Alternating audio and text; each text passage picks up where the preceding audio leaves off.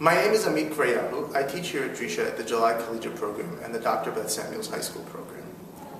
This week in Parashat Mishpatim, there is just so much to talk about. There are so many different laws and interesting social relationships that we could have chosen to discuss. I would like to focus on just one small law and look at how various interpreters read this law in context.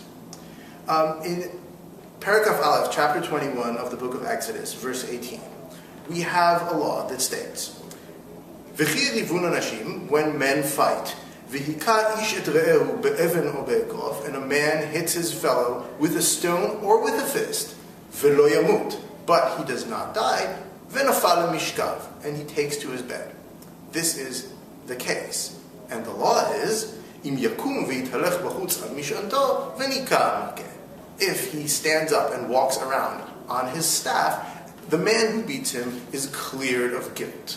Rak only, shivto iten v'rapo yerapeh. He should pay for his shevet, his lost time, and he will be healed, possibly alluding to paying for medical expenses. This seems like a rather straightforward law, but the problem is, ancient interpreters did not know how to classify it. Is this a law about some kind of unintentional murder?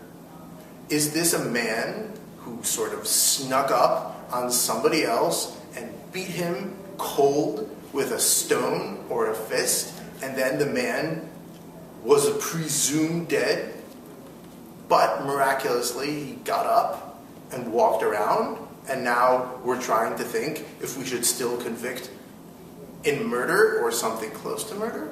Or were these two people fighting, maybe in a brawl, and one of them was knocked out, but he doesn't die? Is this a case of attempted murder, or is this a case of battery? Ancient interpreters differed on this question. Philo, the Egyptian interpreter, and Flavius Josephus, the Jew who changed sides in the 1st century CE, both in their restatement of the Torah thought this was a case of attempted murder. A similar interpretation can be found in the 2nd century rabbinic work Mechilta de Rabbi Shimon Bar Yochai.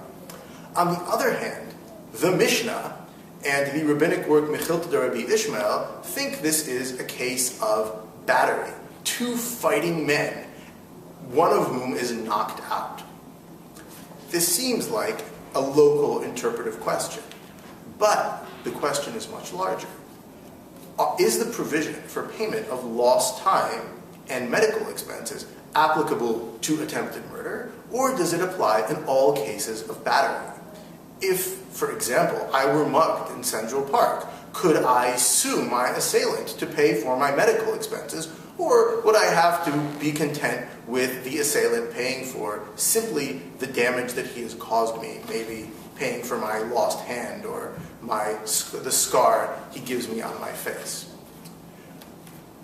In asking this question, all ancient interpreters were trying to do was to figure out the larger context of these laws in Parashat Mishpatim.